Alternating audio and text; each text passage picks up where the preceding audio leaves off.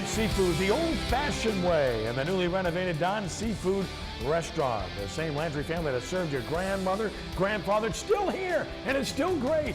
Take a look and then take a taste. You'll love Don's Seafood. Great place for your holiday parties. It's where you want to be all the time for the best seafood in the New Orleans area and throughout Louisiana. It's Don's Seafood, and that's where sportsNOLAtv originates this evening. And a pleasant good evening to you.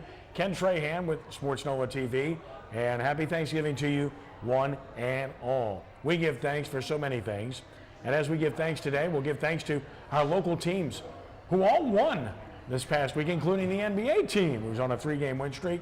So as we break it down, we do so in joyous, happy Thanksgiving fashion with our panelists, including former New Orleans Saint and NFL wide receiver Torrance Small. Torrance, good evening to you. Happy Thanksgiving. Well, happy Thanksgiving to you too, Ken, and happy Thanksgiving to all out there. I tell you what, great weekend.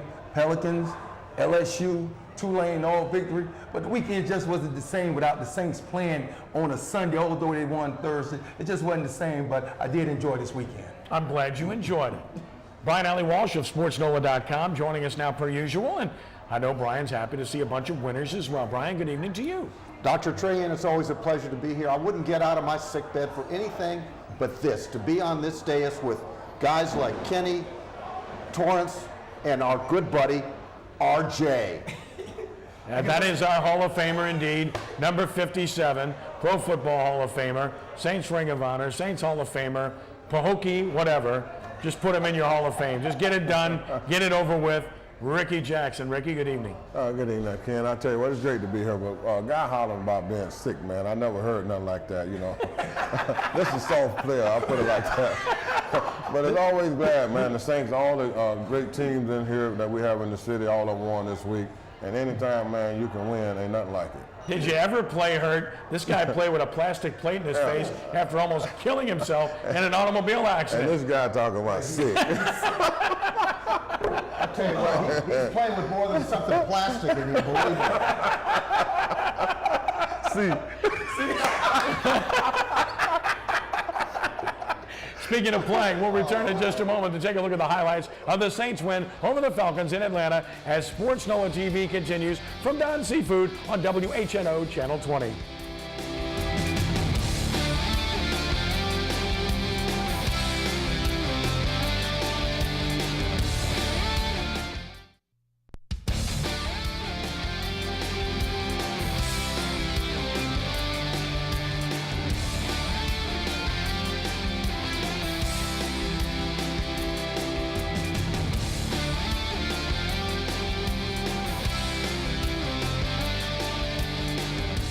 Pretty safe to say that Sean Payton, Drew Brees et al.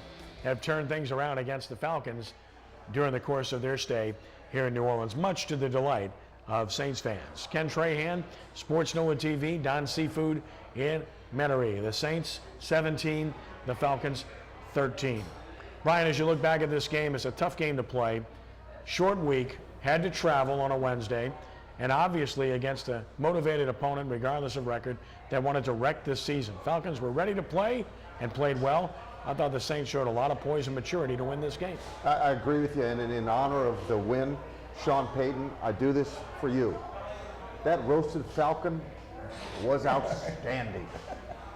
You know, they did so because, you know, when you rest Jari Evans and when you rest Darren Sproles, and I know that Sean Payton wouldn't say this for the record, but you're, in my opinion, you're looking ahead to a more challenging game, and that's 11 days or 10 days down the road at Seattle. It was a good win. They didn't win pretty.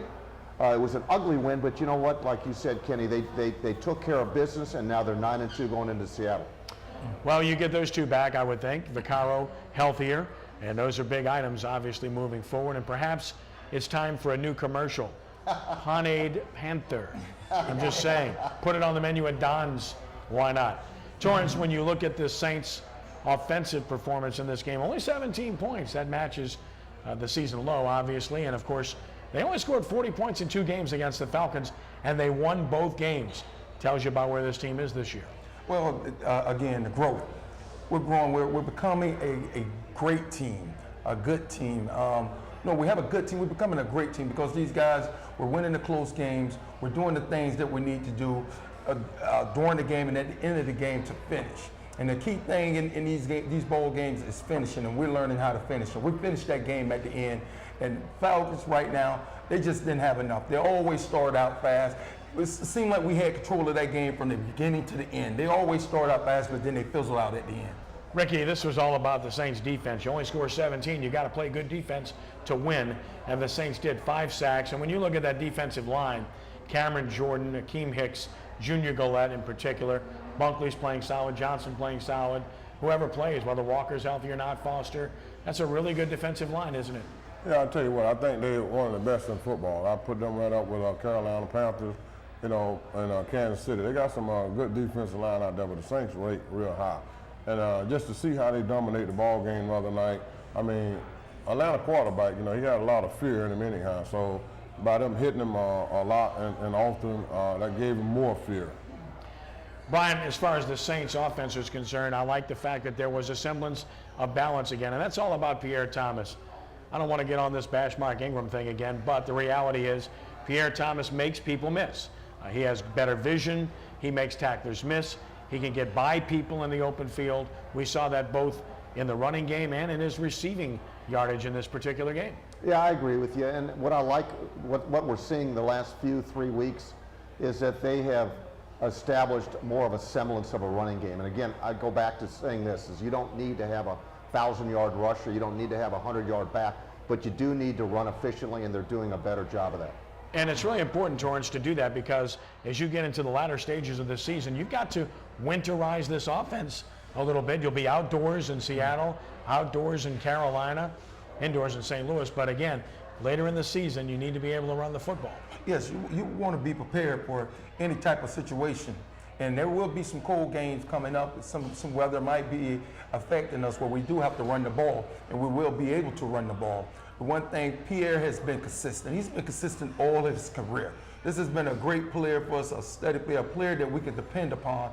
And he's been, it's no doubt in my mind, if he had 20 carries, he'd be a 1,000-yard runner in a season, easily. But this offense is not made for that, but he does give us exactly what we need on his offense. Ricky, if the Saints have an Achilles heel, maybe it's at the cornerback position. A lot of teams could not withstand losing 2 starters, Patrick Robinson and then Jabari Greer, and still be able to move forward and be a contender for the Super Bowl. Are the Saints good enough at this position? Yeah, I think they're good enough. To me, man, a lot of times, you know, you get out there, backups be better than the stars a lot of times. You can see what the Saints doing. These guys are ready to play football. I mean, you look at them when they come in, they don't miss a beat. Look like they get better to me and stronger. Well, Brian, obviously that is a concern moving forward. Health is always a big concern if you want to have a chance to win in the postseason, and you never know how that's going to work out. But this stretch of games, and we'll take a look at the schedule coming up for both the Saints and the Panthers in just a moment, is very, very difficult for the Saints. Absolutely. I mean, St. Louis is a formidable foe. They're going to play them at the Trans World Dome. They've got Carolina twice, and they've got Tampa Bay, and Tampa Bay is going to be a tough out, regardless of what people say. But, you know, going back to just real quick, that's why this pass rush is so dominant, or it has to be dominant as they go forward, because it's going to help offset whatever shortcomings you have at cornerback. All right, let's take a look at the upcoming schedules and compare the Saints' upcoming schedule to the Panthers, who are just a game behind the Saints after winning 7 straight. Brian, as you look at that schedule, advantage to the Panthers in terms of strength of schedule, right? Yeah, I would think so. And you know what we've seen, the Panthers have a great defense. It's a great defense at this stage. But they're susceptible to the deep ball. We saw it yesterday against Miami. I think the Saints could take advantage of it and exploit that. But that's going to be 2 great games. I hope everybody stays healthy. Torrance, what do you think about this schedule? Obviously, the Saints are in a position to still not only win the division, but still earn home field advantage. If they can beat Seattle and at least split with Carolina and win the others. Yes, well, the thing is, we control our own destiny. That's the best thing about this situation. And then the other thing is, we played Carolina twice. They have to play us twice.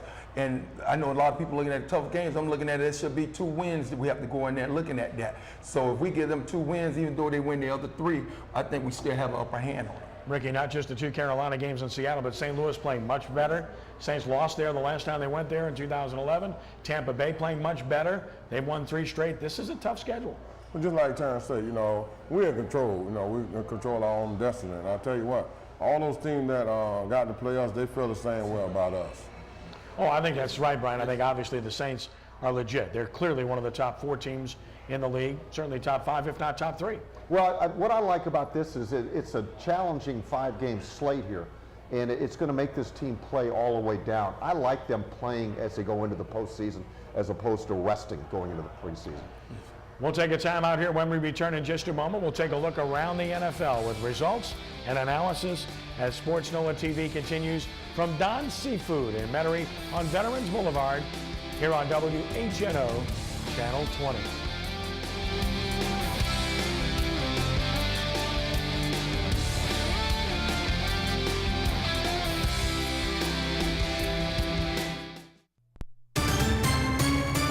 sportsNOLA.com trivia question of the evening. Always good stuff with the Saints win over Atlanta on Thursday and Tulane's win over UTEP on Saturday.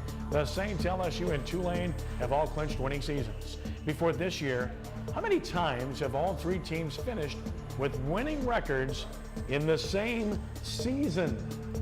Tasty, delicious, good. Figure it out.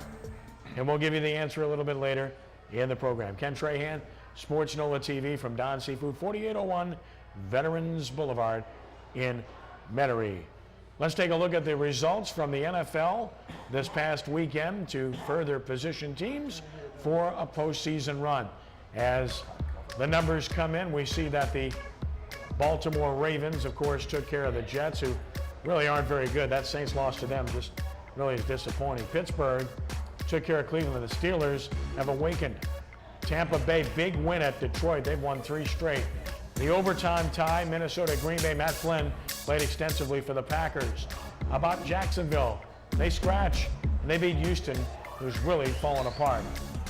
San Diego on an absolute thriller. Great game. Phillip Rivers leads them back to hand Kansas City, their 2nd straight loss. And Carolina rallies in the final minute. Cam Newton touchdown pass to win it at Miami. St. Louis, a future Saints opponent, doubled up Chicago. Arizona, don't sleep on the Cardinals. Boy, have they played outstanding football since leaving New Orleans. Crushed the Colts. They're a head scratcher. Indianapolis. Tennessee stole one from Oakland late. And Dallas got one on a field goal last play of the game to win at the Meadowlands. And then the wild one, Sunday Night Football. If you went to sleep at halftime, you made a big mistake. New England comes back to win over Denver. San Francisco and Washington, the Monday night special. As always, we go around our panel and decide what we thought was impressive as compared to what wasn't impressive. And we'll start with Brian in terms of what you thought was most impressive this past weekend. Oh, boy, I tell you what, it was a another great weekend. We saw an instant classic last night in Gillette Stadium in Foxborough, in Indianapolis, in Denver and New England. 24-0 first half. Denver looks to be invincible. Then they go into overtime, 31-31, and finally New England wins at 34-31. When you talk about a tale of 2 halves, this was a perfect game for a tale of 2 halves. But Tom Brady continues to hold the mastery over Peyton Manning.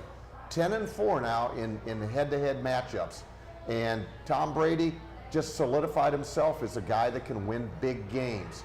To me, Peyton Manning looked a little bit older last night, and it also made me thankful that the Saints didn't have to play it in Foxborough in November or December.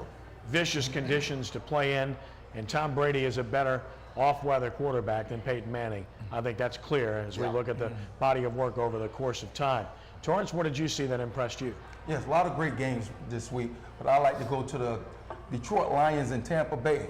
Tampa Bay coming in to Detroit and taking their 3rd straight game. I thought it was a big win for them, just something to build off after the way they started their season in Detroit. You had an opportunity to take sole possession of the NFC North, and they gave it up. They gave it up to a team, Tampa, who has a lot of questions with their quarterback and with the coaching and a lot of other things that's going on with the organization. I thought they should have took advantage of that opportunity. Ricky? I'll tell you what, man, I was looking at 2 games, but I choose the Pittsburgh, just to see how they fight back to try to, get back into the playoff contention. But I had to go with Arizona. I mean, it's just the way they played, I mean, and the player and the coach, I thought the coach had a potential Super Bowl team, a great team with a young quarterback. But Arizona, I mean, the whole coach come over there from Pittsburgh and from Indianapolis, and they just tore the coach apart. So, you know, I take my hats off to Arizona. Yeah, that's a former Saints assistant coach as well, and Bruce Arians, who got it done, and Arizona's looking good. I'm going to point to the San Diego Chargers. What a huge win at Kansas City. Phillip Rivers was looking like he might be on the tail end, if not the end of his career, the way he played last year. Think again. Change coaches, new thought process, new people, and he's played great this year, and that's why San Diego is in the playoff hunt. And again, to come back time after time to score against a really good Chiefs defense, by the way, in Kansas City, spoke volumes about the way Rivers played and about the Chargers. You know, another game, Kenny, we could talk all night, but Dallas beating the Giants at MetLife Stadium. I mean, that was a big win for Dallas. And now, you know, all of a sudden they're back in the mix. And, you know, the Giants thought that they were rolling after 4 wins, and now they're pretty much dead in the water at 4-7. Things really change in cold weather, though. They really do. You know what? Looking at both divisions, it seemed like an 8-8 to get you in the playoffs. Yeah. It's a bad division, man. You know, I still like Philadelphia. I think they're the best team in that division. But an 8-8 to get you in the playoffs. Right. Let's take a look at the NFC South standings as we stand today. And, of course, not much to talk about here. We know where we're at. It's a 2-team race. Saints are 1 up on the Panthers. Can Tampa Bay continue hot and help the Saints next week? Tampa Bay's 3-8. They've won 3 straight. Falcons, forget about them. And nothing else really to talk about where that is concerned. So we take a look at what's coming up for the Saints down the road. We know the Seahawks are next. We've been waiting for this one for a long time. 41-36 playoffs, 2011. It was ugly. Hasselbeck threw for 4 touchdowns. Marshawn Lynch, 131 yards, a couple of scores, and as the Saints couldn't stop Seattle. As Brian, as you mentioned, it's a different Saints team this time around, but this is a much better Seattle Seahawks team. They're the best team in the NFC. Absolutely, and you're absolutely right, Kenny. That, you know, that was a 7-9 Seahawks team that ended up overturning an 8-point. They were 8-point home underdogs against the Saints, but this is a different Saints defense. The offense is still prolific, and you know it's going to be a heck of a battle. George? The one thing I do like about us going into this game is we'll have opportunity to get healthy. We're going to have a lot of guys that were down, that will be healthy, and that's going to help us out a whole lot. And I think resting those guys, the last game against Atlanta, is going to do wonders, not just for this game, but for the rest of the season. I know you guys mentioned earlier that it was basically for this matchup, but I don't think it was just for this matchup. It's for the remainder of the season. And I'll tell you what you're going to run into is a great offensive coach against a great defensive coach. I mean, I had Coach Pete Carroll with me out at San Francisco. He took a lot of those guys, Ken Norton and all my players with him. And Coach Payton just an offensive genius. So it's going to be a great matchup, you know, our offense against their defense. Well, it really is, and I mean, this is a matchup that everyone dreams about, and if the Saints are going to prove that they're a legitimate Super Bowl contender and maybe a favorite to win it, they've got to go to Seattle and win. If they don't, forget about home field advantage. They have no chance, and then they'll be in the fight of their lives to win the division over Carolina. We'll take a time out here when we return in just a moment. Ties in the NFL, our hot seat segment coming your way on sportsNOLAtv.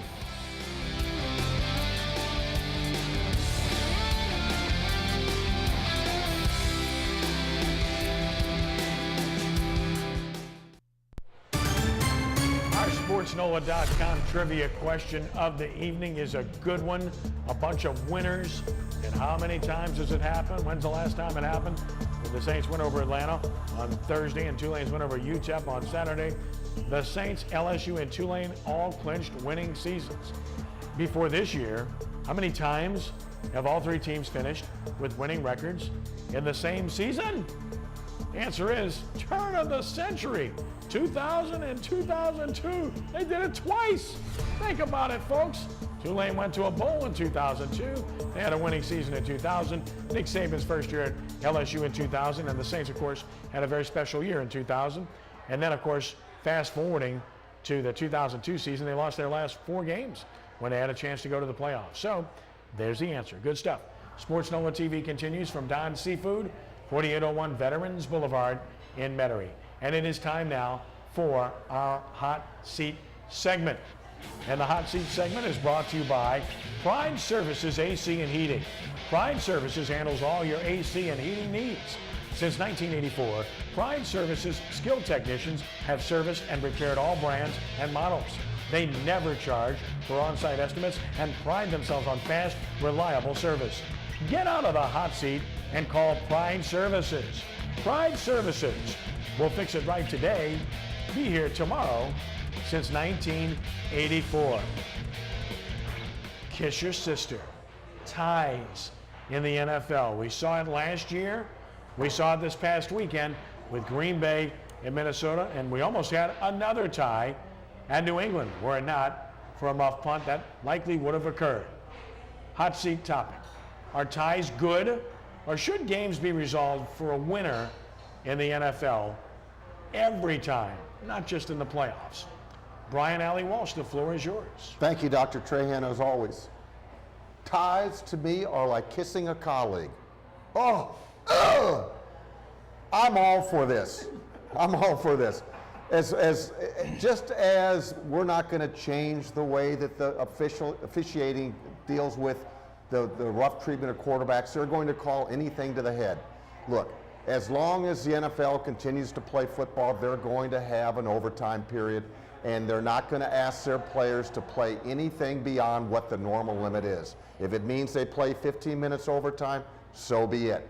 But the way that the league is right now, with the face of the franchise, and you're paying all these players a lot of money, they're not going to continue to play until there's a winner.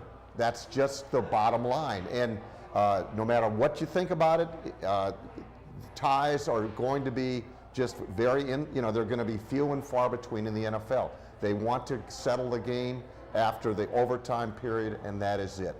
Because you're paying all these $1 million quarterbacks, you don't want to run the further risk of endangering players any further than you have to. And the competition committee is they've done what they've had to do, and they've tweaked the overtime period to where I think it now is a little bit more acceptable to people.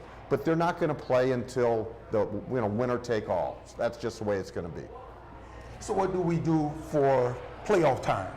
Do we call it a tie? What do we do in the Super Bowl? Do we call it a tie? What, they gonna cut the trophy in half and you take half and I take half? No, the game should be decided on the field. That's how it should be decided. Keep going. I know players gonna argue and fuss about pay.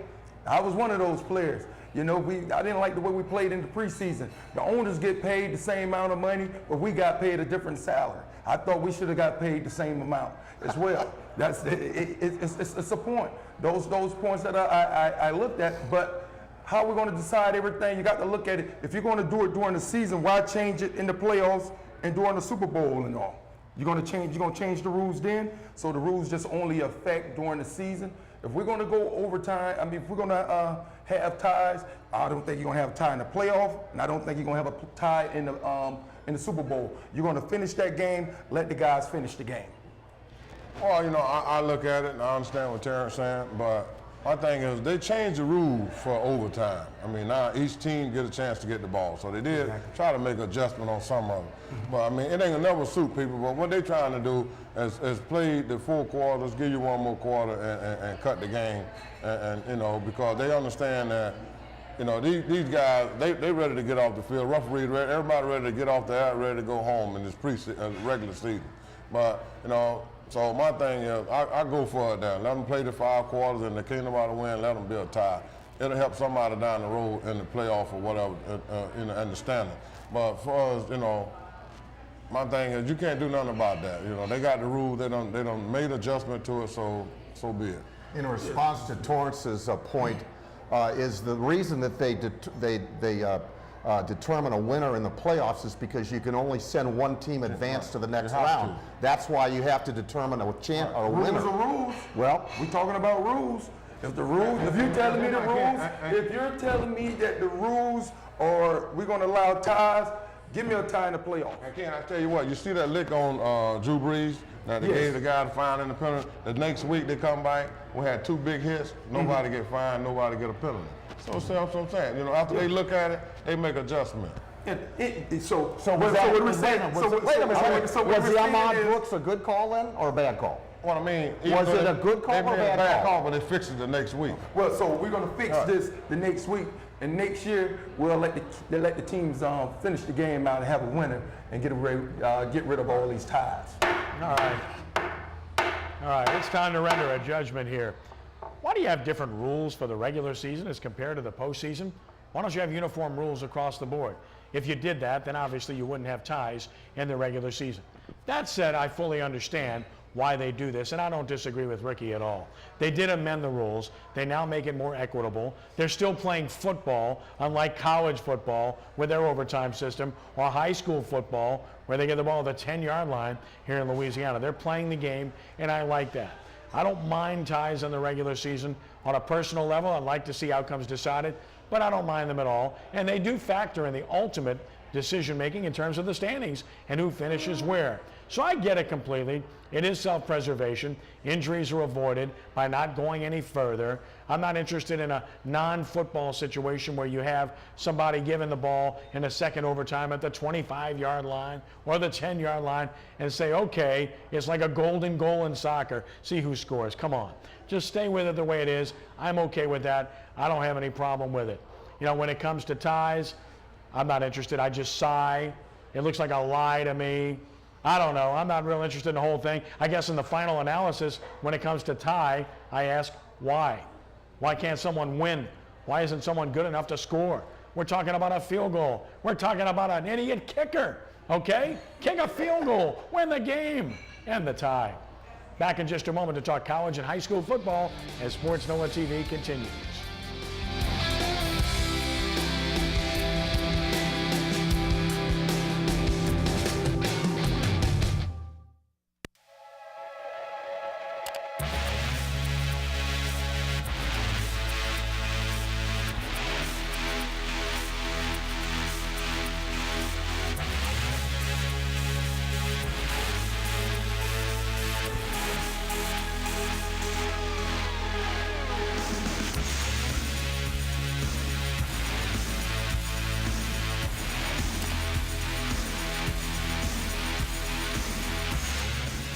Best site on the web, sportsNOLA.com. Check it out every day. I know you will enjoy doing so, as we do.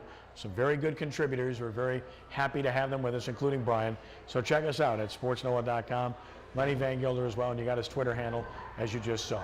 sportsNOLA TV continuing from Don's Seafood at 4801 Veterans Boulevard in Metairie. And it was a special day in Baton Rouge this past Saturday where the LSU Tigers hosted Texas A&M and Johnny Manziel, and it was a little wet, but the Tigers rained on the Texas A&M parade. Terrence McGee just pops through there, the former Franklinton star, nearly takes it the distance. LSU ran the ball at will. They threw the ball effectively.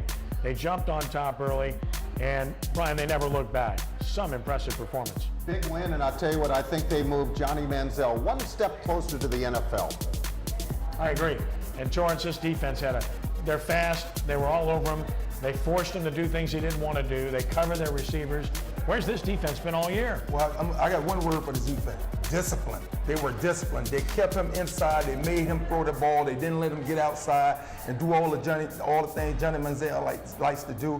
I think they controlled him very well. Ricky, that's the only play they make, and that's because the defensive back slipped in the conditions. Manziel will play in the NFL. Evans, of course, will be a high-round draft pick. LSU with its most complete effort of the year. Well, what impressed me about them more yesterday, they went back to the offensive line. Looked like to me they jumped on the offensive line and they got those guys rolling. And you can see quarterback had a whole lot of time. You know, you look in the previous game, they look at the Alabama game and stuff, how he got hit earlier and often. You know, this time they gave him plenty of time. Quarterback had a chance to sit back there all day. Craig Lofton, big interception, big hair, big win, 34-10. LSU gets it done. Tigers ran the ball at will, did whatever they wanted, dominating up front and winning this game. And this is a team that looks like they're heading to the Cotton Bowl, Brian. You know, John Chavis has done this 2 consecutive seasons now, Kenny. They put a lasso around Johnny Manziel. The only team that Manziel has not scored in a half is against LSU last Saturday. That's incredible. John Chavis has done a great job. They really do have his number, or so it seems. Yeah. Meanwhile, in the Mercedes-Benz Superdome, final time They'll play there. Maybe Devin Walker honored with the seniors. What a beautiful sight that is. And what a beautiful sight this is. Great blocking, big hole. Orleans Darkwa had a big game. So did Tulane. As they're going to roll 45-3. Devin Powell's going to get in on the action with a touchdown to Ryan Grant. He was over 100 yards receiving. Nick Montana, 3 touchdown passes. As I mentioned, Darkwa was big. Tulane dominated. They won this game 45-3. They look like a well-rested football team, Brian, and they played like it.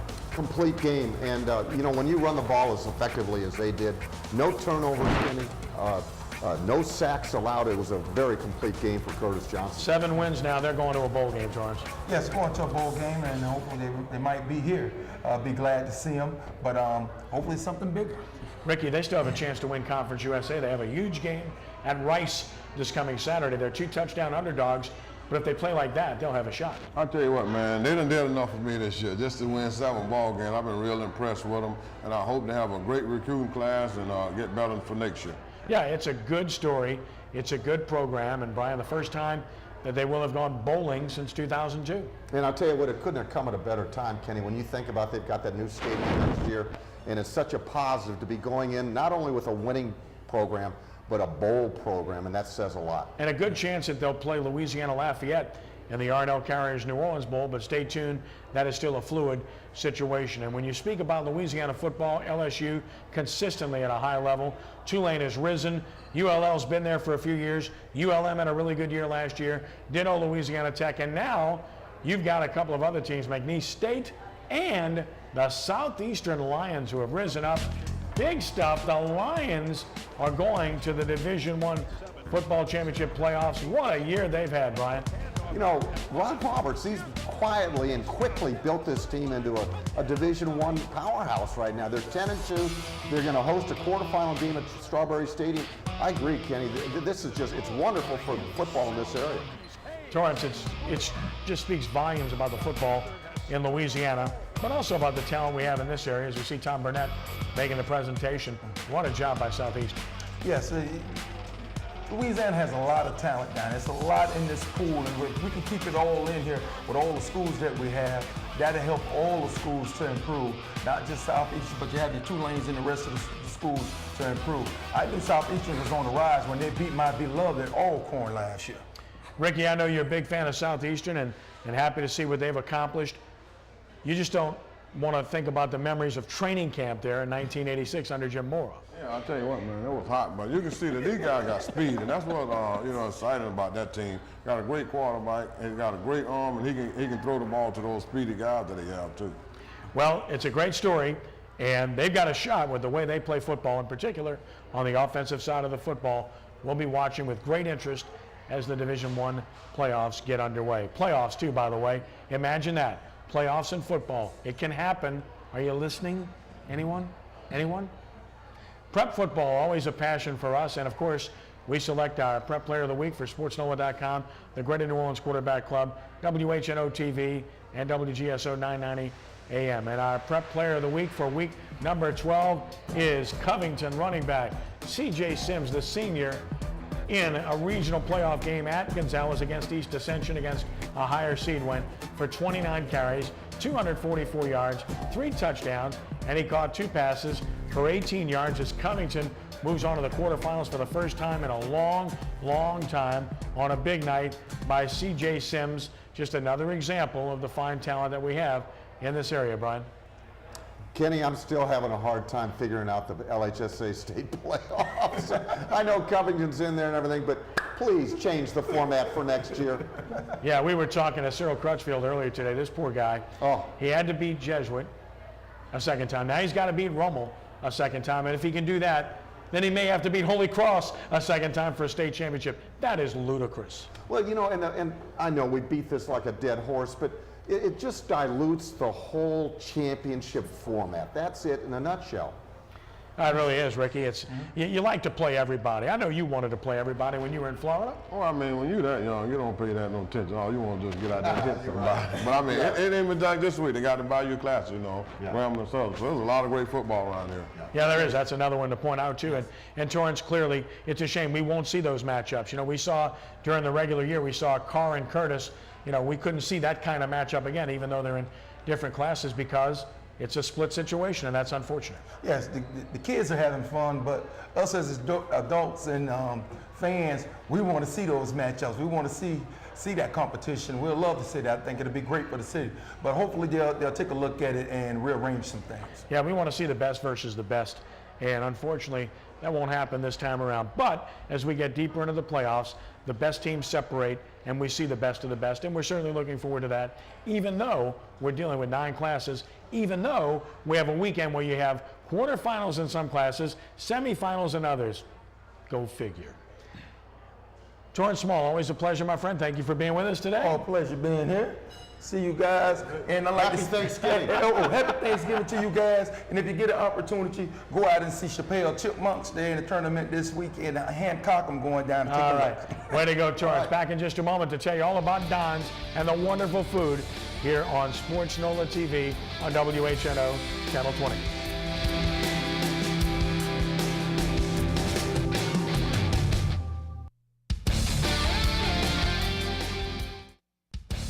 Don's Seafood at 4801 Veterans Boulevard in Metairie. Call 889-1550. Gumbo, boiled seafood, fresh fish specials, jacked up shrimp, charbroiled oysters, the new grilled oyster bar. It's awesome. It's seafood. It's the South Louisiana way. Come relax with us and savor the taste of great Cajun seafood at a name you know for over 80 years in Louisiana. That's Don's Seafood, and we're fortunate to have them right here in Metairie. And we're fortunate to have PRI with us as well. Rep Recruiting Insider, each and every Wednesday at 6 p.m. Renee Nadeau and Ro Brown. West Jefferson will be in the spotlight with Coach Marcus Scott this week, so check it out Wednesday at 6 p.m. Ken Trahan joined now by Don's Seafood Management Team Extraordinaire, Joanna Doherty. You get a better title every week. How do you like that? I'm going to own the place soon, huh? It's pretty cool. I like that. It's the holiday season. Thanksgiving's here. Christmas will follow. You're in the spirit, too. Oh, great yes. gift card opportunities for people. That's a great Christmas gift. Oh, yeah. And with the purchase of any $100 gift card, you get a free half-gallon of gumbo, too. So you can't beat that. That's cool. Definitely, yeah. Holiday parties, too. Exactly. Right now, we're taping in one of our new private rooms that we expanded and remodeled. So we're going to absolutely have plenty of time for parties. If you guys want to do that, you know, give us a call, email us, and we can get you set up for your party. I'm ready. Ricky and I are ready. I don't think Ricky wants Brian to come, though. Yeah, I'll tell you what, man, I had the fish today, and it was awesome. I mean, you know, fried catfish like no other fried catfish in the city. I'm telling you, I really enjoyed it. You know, Joanna, you gave me a great idea to suggest to Ricky he could buy me a nice gift card for the holidays. That's Yeah, sweet. he said he was going to do it too. Good. I'm glad. We expecting you, Ricky, up front. Yes. And of course, people. Wow. I feel the love. I do. I There you feel go. the love. It's all good. Yes. And people can go to your website, too. On They a can go to our statewide basis. website and you can look at our gift card section and at our section for the holiday parties. So Don's Seafood Online. .com. I know that since I talk about it on radio every week, and we enjoy doing that too. Don's involved in a lot of things. I mentioned involved in our radio show statewide. Why not with this food? Did our Saints Hall of Fame gala, and Don's and Ricky Jackson Meat Company. Man, there was nobody better than those two, I know, right? that's right. You know, Joanna, what I love too is that you guys you're Yeah. honoring Thanksgiving holiday and you're closing your establishment. I think that's Absolutely. wonderful. That's as it should be with family. Yeah. Joanna, thank you. Keep up the good work you, here. Ken. Happy We'll see you Thanksgiving to next you. time. Thank And you. happy Thanksgiving to you as well. For Brian, for Ricky, for Torrance, and Joanna, I'm Ken. Thanks for joining us. Be a good sport. God bless you one and all. Rounding third and heading home. So long.